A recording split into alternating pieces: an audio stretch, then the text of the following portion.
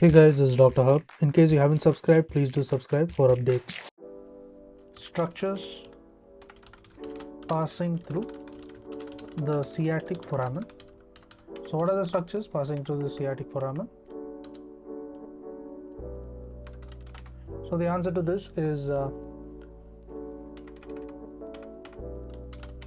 there is the piriformis. Piriformis is the key muscle to this region,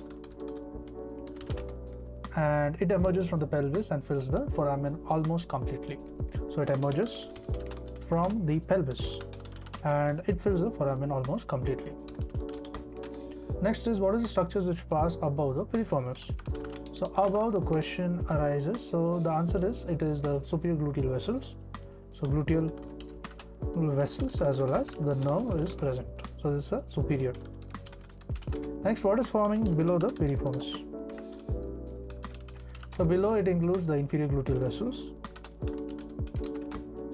vessels and the nerves, then the sciatic nerve, then the posterior cutaneous nerve of thigh, and the quadratus femoris, the pudendal nerve, the inferior pudendal vessels, as well as the obturator internus. So the last three structures have a short course in the gluteal region and enter the lesser sciatic foramen, where the pudendal nerve and the internal pudendal vessels, it runs in the pudendal canal. So now, what are the structures which pass through the lesser sciatic foramen? So this includes the tendon of the obturator internus. Next is the pudendal nerve, and then comes the internal pudendal vessels.